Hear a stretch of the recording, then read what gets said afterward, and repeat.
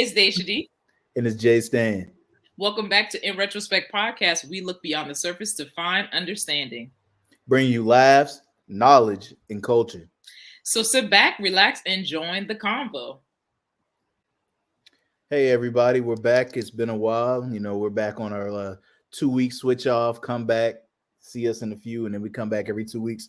But nonetheless, I'm well, Daisha. Thanks for asking because I know you were about to ask You me. didn't ask me. But I just feel that, I'm just going to tell everybody I'm good. I appreciate Daisha asking me that, but I'm just messing with you, Daisha. All jokes aside, how are you? How are you doing?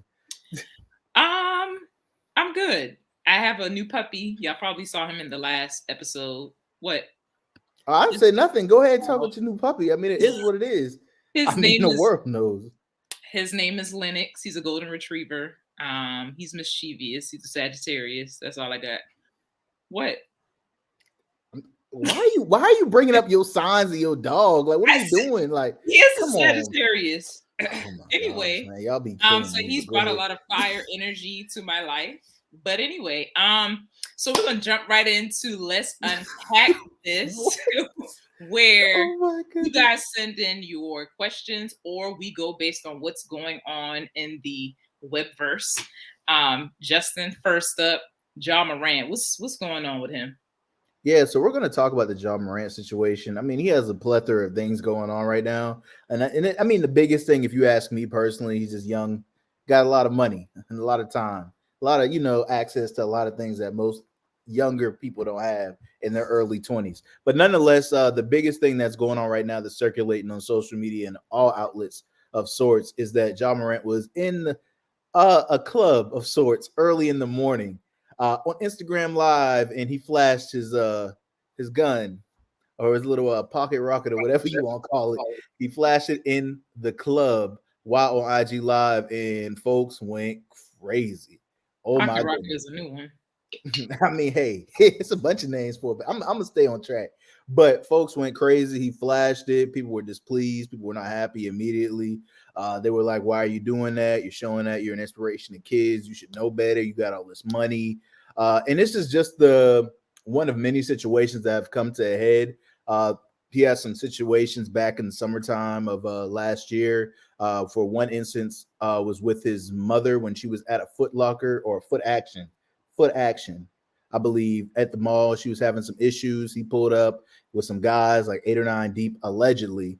And then on the way out, the security guard allegedly said his life was threatened. But anyway, yeah, that's, innocent until proven guilty, as I would say with that situation, as well as the next situation where he was playing basketball at his home and got into it with a 17-year-old who alleged that Ja went inside, came back out with a gun, this, that, and the third, filed a police report. That is also being handled as well. But the latest situation we're talking about is Ja in the club with the gun. Everybody's referencing a little joke. They're not letting him live, calling him Ja Wick, calling him referring to the little Kodak song. We talk about got my little gun in the club. Don't worry about me. I'm a thug. Anybody? But anyway, that's what's going on with Ja. Was he gang affiliated or anything like that prior to being in the NBA? I can't speak on that. I don't know, me personally, and I'm not going to speak on anything of the sort. And if he is, I mean, that is his business. But even then, it gets to the point where when you're a part of something that is a multi-billion-dollar organization, they know what you do. And if you're like one of the top employees or top stars of any arena of sorts like this, in particular the National Basketball Association, it's like they're going to know all your movements. If you get in like a $200 million contract, please believe they know everything that's going on. And Stephen A. Smith said it, but it was also echoed. He echoed basically what Carmelo Anthony said years ago, because Carmelo Anthony used to say that he used to go play ball in an interview a while back, and then he used to go back home to the hood and chill in the hood because that's where he felt comfortable. But then the NBA commissioner sat him down and was like, "Hey man, you can't keep doing that. So and so and so and so and so and so, and was just listing off names. You got to stay away from them because they're involved with this, that, and the third." The only reason why I asked if he was gang affiliated before or if he was around those certain people beforehand is because I keep seeing, I don't, listen, y'all, disclaimer, I don't follow sports nor do I follow athletes. And I only know of Ja because he's from South Carolina, but that's all I literally know about him. And that he plays for Memphis. That's it. Yeah, he's from Sumter, So South Carolina. A lot of people don't realize they call that Merc City, but moving along. so I guess I keep seeing stories where people are accusing him of trying to act hard or act street. And if that is true, I don't understand that because him playing professional basketball would put him in spaces that he would not be in I if was I he I would continued to be around those types of people. Yeah, I understand what you're saying. I also say though too, like all the time. My father taught me this growing up as well. Like we watch all these people on the screens, but we really never truly know them. Like you know what I'm saying, off screen, like the person per se. And even then, it's like he's gonna do what he's doing, and I'm sorry to say that's none of a lot of people. That's not people's business, but it becomes the job that he's working's business because he represents them, which is the National Basketball I Association. I I understand what I you're saying. understand that that's not people's business, but at what point are our rappers and athletes going to learn that once you reach a certain status, there are going to be even more eyes on you? Not smart for Mhm. you to associate with certain activities or certain people. Now, if those were your friends before you became famous, I get it. You're not going to just drop them. You might not want to wave a gun on a public forum. That's not the smartest decision. Yeah, that is true. And also another dynamic before we do move along that was brought up by some analysts is that it's an interesting dynamic when he became the breadwinner of his family, like the dynamic of the child becoming the breadwinner of the family, and then the child paying all the bills. Now it's all of a sudden like a lot of people like, nah, man, I'll give my mom whatever she want. I'll pay all the bills. I'm not gonna say anything or nothing about anything because she took care of me. My family took care of me, so I got them.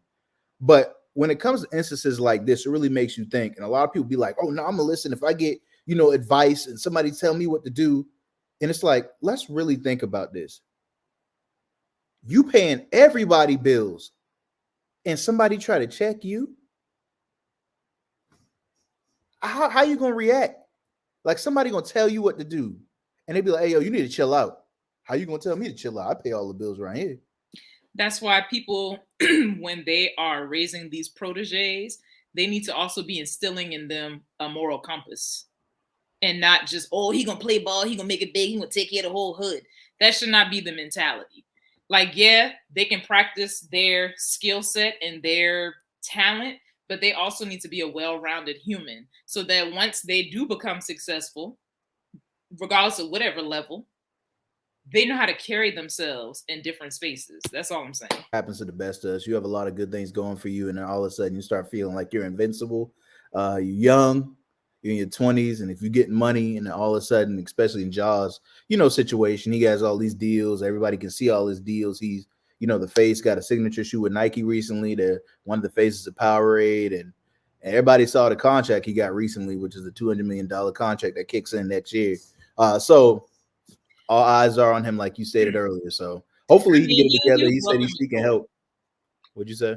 I said, hopefully, he'll grow up and mature and hopefully learn from this and keep it pushing, keep it moving forward. Um, yeah. In other news, Chris Rock, a year later, has responded to the infamous slap heard around the world in his new stand-up special called Selective Outrage, I believe it is, on Netflix. I did watch it last night, just out of curiosity. Overall, funny wise, it was okay. I didn't laugh very much at it. He didn't even address the whole slap thing until the very, very end of it, like the last 5 minutes. Will Smith, a female dog. He called Jada a female dog. And then by the end of it, he was like, I didn't slap him back because my parents raised me to not fight in front of white people. What is your take on that before I say what I'm going to say? I mean, number one, I didn't watch it. I don't plan to watch it, me personally. Number two, I'm tired of the whole situation. I feel as if though he should have just sued him and just moved on with his life, and got the counseling that he needed. But granted, I know he's in show business, so he's gonna bring it up every now and again to try to make that that dollar, which is cool. That's fine. But yeah, I'm just exhausted about from the whole situation, me personally. So I mean, hey, I mean, I never, me personally, everybody might feel bad or feel some type of way about this, but I never found Chris Rock that funny to me. He was Pookie in New Jack City, and it was like, okay, cool. I mean, I don't really have strong feelings about it anymore. I mean, it's a whole year later. I think it's interesting that he ended it by saying, like, my parents taught me not to fight in front of white people, because I feel like he has moments where sometimes it feels like he's pandering to white people or a white audience. Which, no, you're not slapping another black man in front of them, but you are doing certain things that you shouldn't do in mixed company. Like basically saying, first of all, saying the N word, but then also making it seem as if it's okay for them to say it. That's definitely a no no in my book. Um, so I don't know. I feel like it, like you said, at this point, is beating a dead horse. Will slapped him. That was his response, and I feel like at this point, just I mean, it is what it is. He has a right to respond.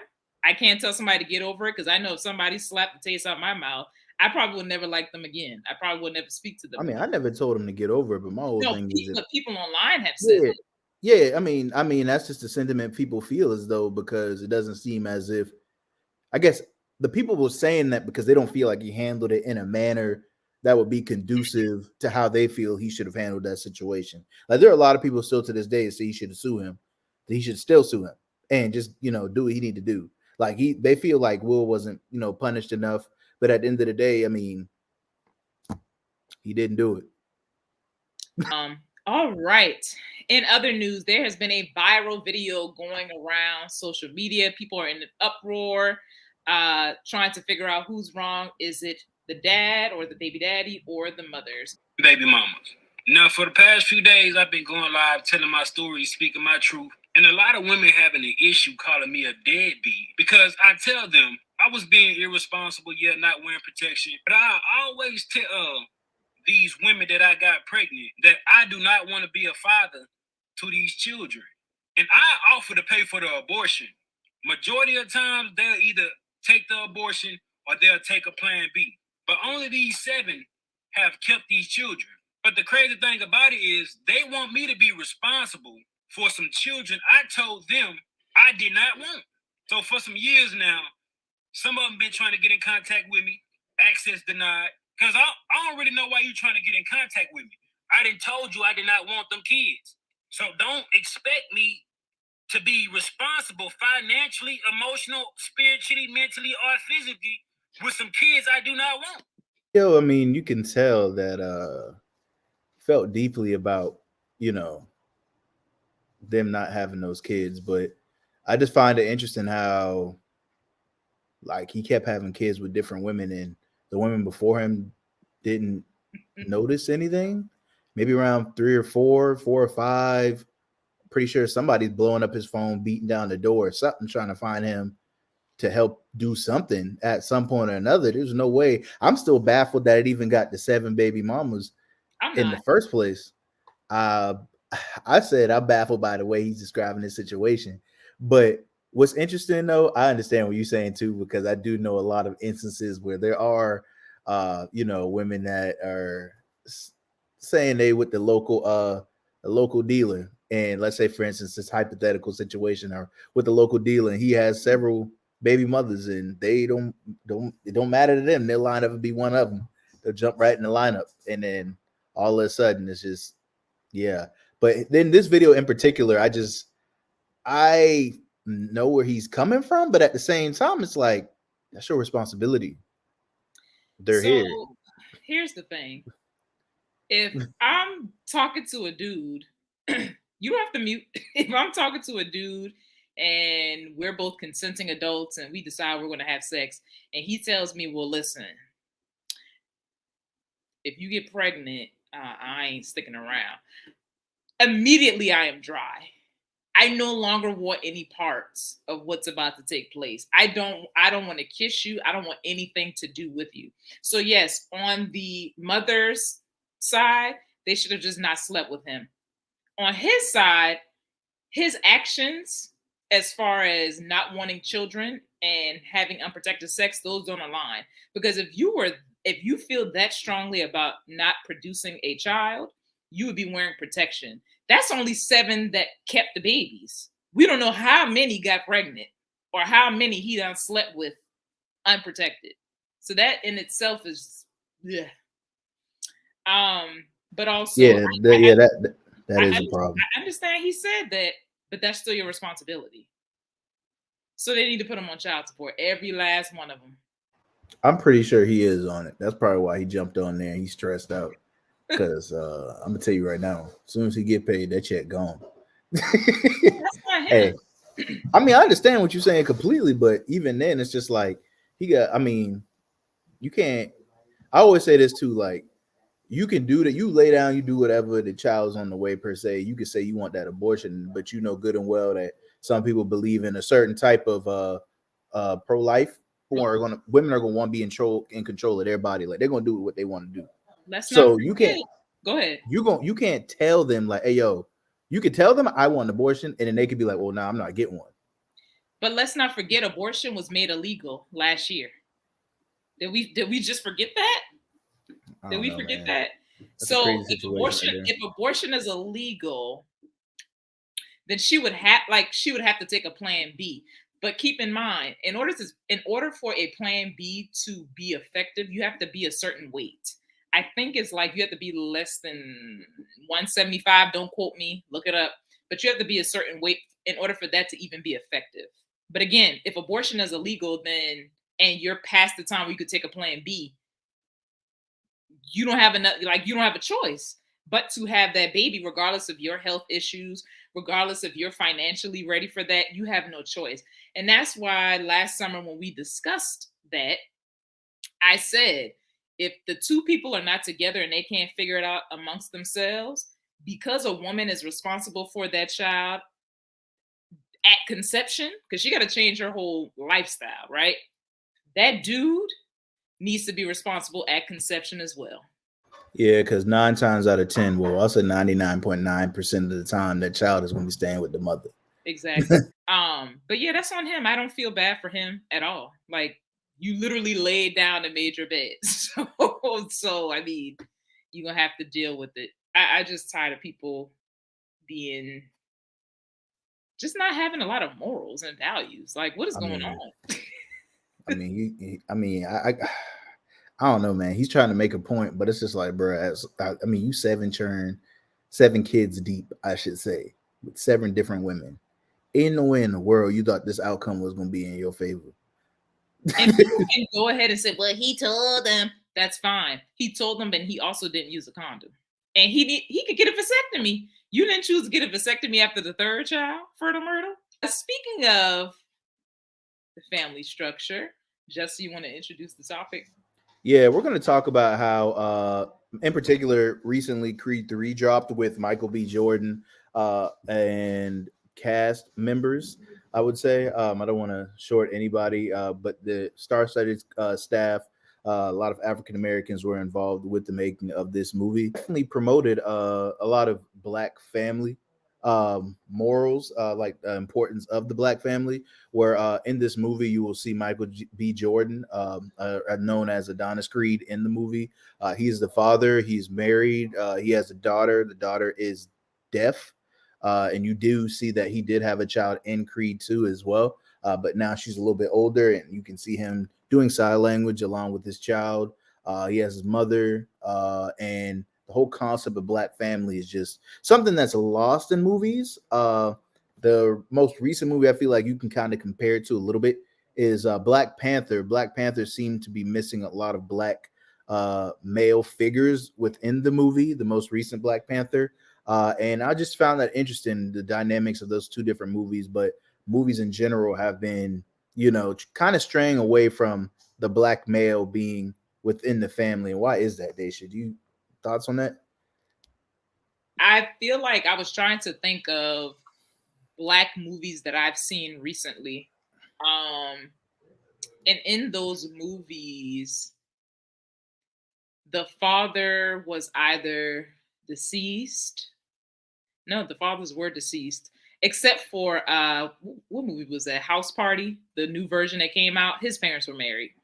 But Oh yeah, I didn't even watch that, to be completely it's honest on with you. HBO Max now. I heard it was terrible. But anyway, let's Um, I it heard it was was cute. terrible. It was cute. But yeah, I don't think I've really You already paid. throwing shade on it. It was cute. That's You not know shade. it. It was cute. All right, Um. all right. Anyway, I don't know that I've paid attention to that. To be honest with you, whether or not the dad was in the picture, and if he was, were they married? Were they divorced? Was he? I haven't.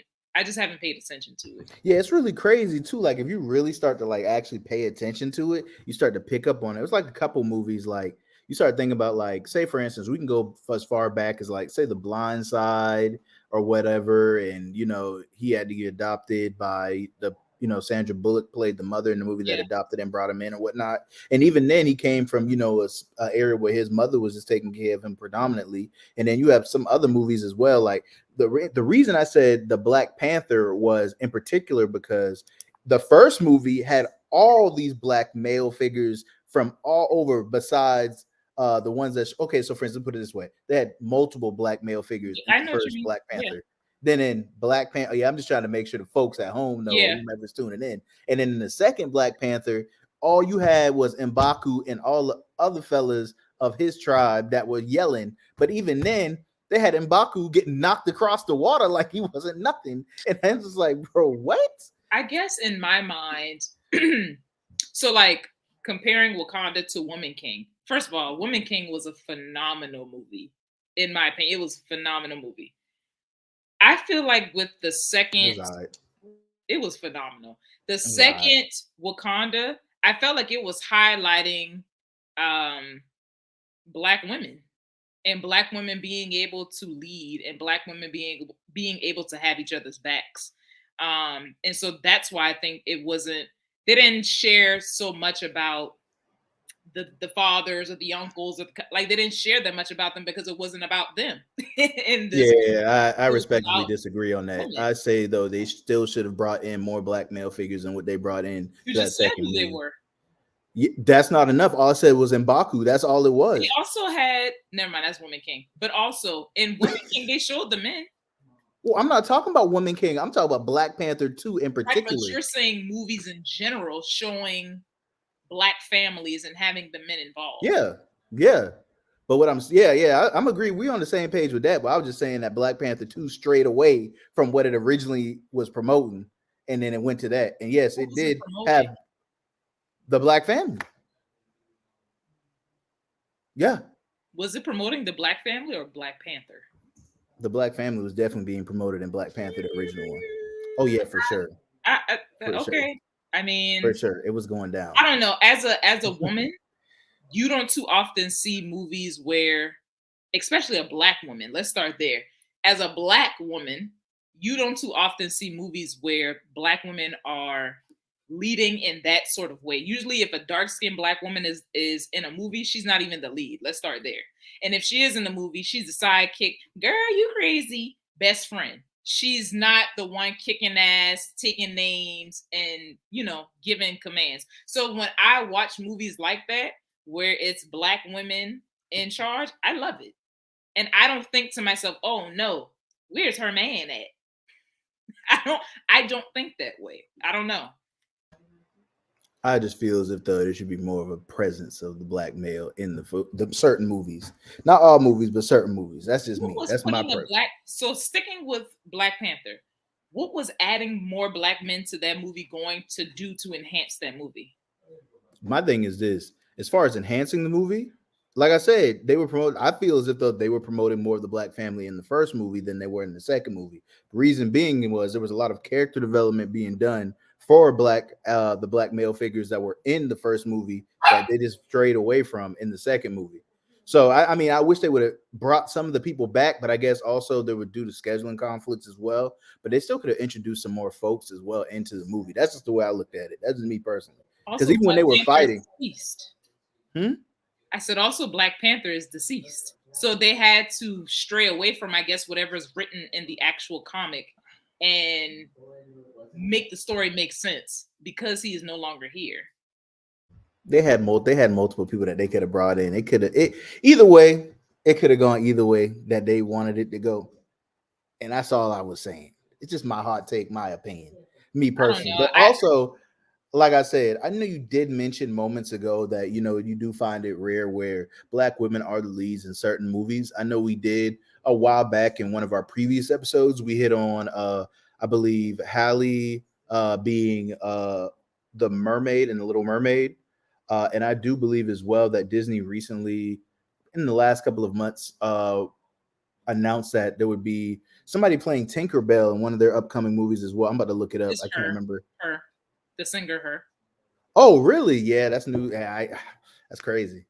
Her is playing Tinkerbell. So, I mean, what are your thoughts on that? Do you feel as if though, like, why are they getting all this backlash when it comes to putting these black women in these lead roles? I know you said it's rare that you see it, but when they are put in these roles, everybody got so much to say. Why do you think It's that not is? everybody is racist people. You could call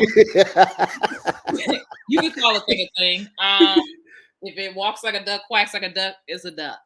Yeah. I love it. First of all, The Mermaid was my favorite Disney princess movie growing up. So I'm beyond excited, A, that they're even making a live action, but then she's black and she has locks. I'm sold already. So I will Oh, definitely, take all your money. yeah. And I want to go to iPick. I want to get the nice seats, the food brought to you, like the whole shebang. Tinkerbell, I mean, I think that's great for her, but I'm not a big Tinkerbell fan, I guess. But I will see it because I like to support black movies. Even though that's not a black movie, but it is, a black lead. So Okay, I'm so not would gonna you lie. say? I think racist people will have to just get over it. Oh well. Wham. Okay, racist people. Interesting, interesting. Don't forget the jealous people as well. They'll be like, "Why I her? mean, She's sure. not the one. Should have been somebody else." Because I mean, there's no what other argument could you have other than I don't want her to be black? I don't know. Ariel, I mean, I Ariel is mean, not a Ariel is a fictional character, so that means it could be played by anybody. That's different if you had like a movie about Martin Luther King and you had Brad Pitt playing him. That's a hell of a difference because that's an actual human being versus I a mean, fictional character. It I mean, has a Hollywood. Jamaican singing crab. Come on. Listen. Hollywood has done it. Hollywood has done it. Oh my goodness! Don't get me started on these historical figures that magically turn white. But yeah, Hollywood has definitely done it. Why are you making them eyes like that? You know exactly what I'm talking about. Don't Yeah, tell me I I'm wrong. know. But yeah, I mean, I'm for it. Representation matters, and we've been shown that so many times. Do you believe that they're the African American actors that are in place now aren't Mhm. doing as aren't being as proactive as they could be, ushering in a new wave of African American actors, or do you believe that the issue is that the folks that are on the movie side of casting are the ones that aren't bringing in the African American actors a new wave? The latter of what you said, you can't just like was it Viola Davis? I think it was Viola Davis in one of her many acceptance speeches. She said that you can't play roles that are not there. You can't play roles that are not written. And if Hollywood continues to keep, which I feel like at this point they are starting to branch out, just baby stepping it. Yeah, But they playing to our emotions. That's what they doing. They said, "Oh, we need that black dollar. We I know they just spend that money, so we I got." just feel like as long as like just diversify the roles. That's it. We can play more than drug dealers and the best friend. You know what I mean? Like And the slave. yeah, And don't forget the I can't, boy, I can't stay. I don't know how y'all go in these movie theaters, sit there and watch an hour plus of a black person getting beat down. Man, I can't. I just can't. I don't Chris Rock how. said he watched it to see Will Smith get whooped. See, this is what I'm talking about. How can we move forward as a people? And you out here saying stuff like, "Oh, I'm gonna just go watch another black man get beat to help me with my trauma that I'm dealing with," huh? That's why I enjoy and but for that reason, that's why I like all types of movies. But I will say I love comedy because I feel like a lot of times it's a little more lighthearted. Like black people are a lot more than our trauma. Like we live regular lives, we got Listen, friends. That's why I love movies like Girls Trips, fun movies like that, where we're just having fun. and we're just around friends and family. That's it. Yeah. The Best Man, the new series, loved it. Yeah. You didn't like it? It was good, you know. It was good. Oh my god. Okay. Did you have anything else to add to this? I mean, I will say this too, man. Like me personally, when I do, hear and read about these stories, like say for instance, the whole, Michael B. Jordan, finally being able to act as well as direct the whole movie. Just know that, he talked in an interview and he was saying that, it took him a while, like even after he had done several movies for in order for him to get to this point.